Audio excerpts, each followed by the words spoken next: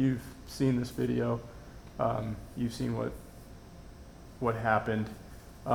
Take me through, as a prosecutor, you've been in that situation before. What are you looking at in this video?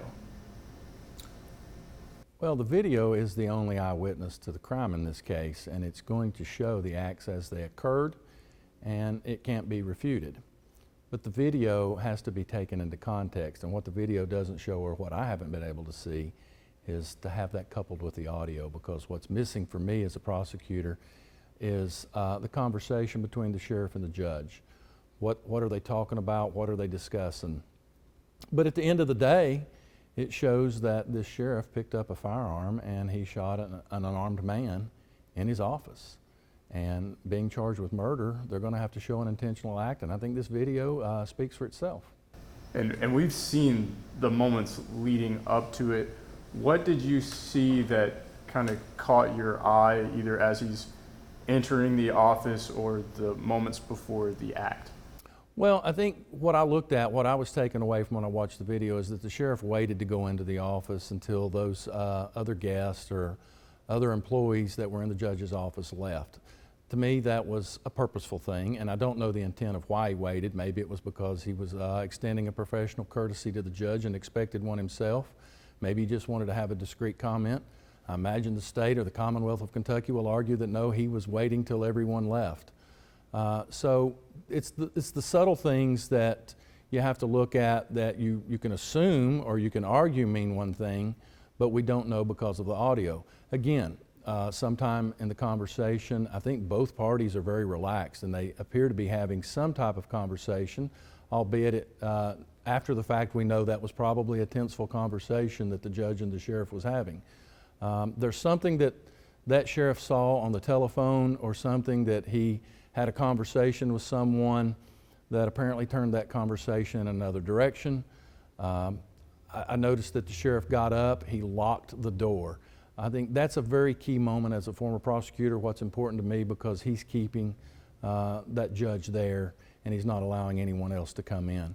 And I think that's a key thing that I'm going to be looking at a prosecutor.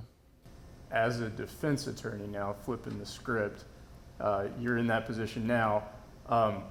What are you looking at here that says that Sheriff Stines, and now he's pleading insanity, is that a possibility here from what you're seeing in this video? Well, I imagine the defense, one of the things that they would probably be exploring is that at some point something happened during that conversation with the judge, or something happened on those phones, on those video phone calls, or when the judge turns over his phone, the sheriff has seen something, heard something, or someone has said something to him that has, as I've already said, it turned the conversation.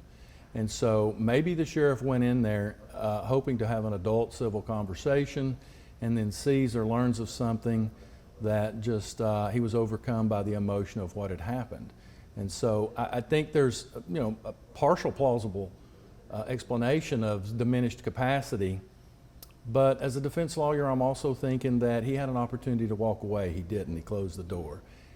He locked the door. And those are calculated decisions that when you're going to plea insanity, it's not spontaneous. It's not just rapidly unfolding, and you have, he clearly had some control.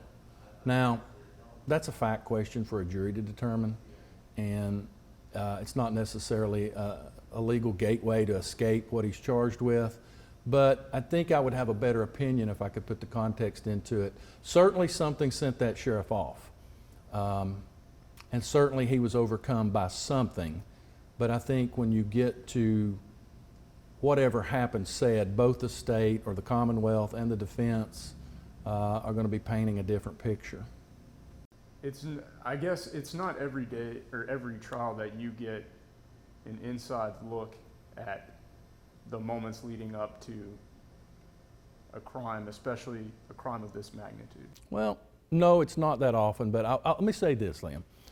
As a prosecutor, I prosecuted cases that were criminal defendants recorded their criminal conduct. So as technology has advanced, criminals oftentimes make their own evidence that convicts them.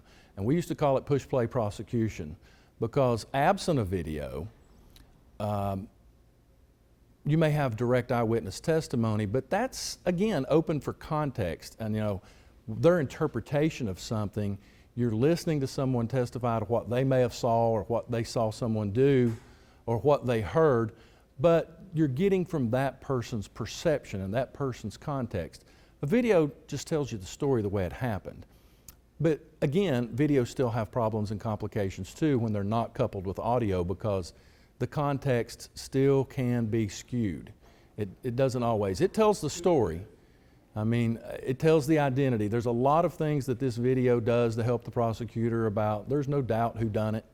There's no doubt when it occurred. There's no doubt where it occurred. The big question is why.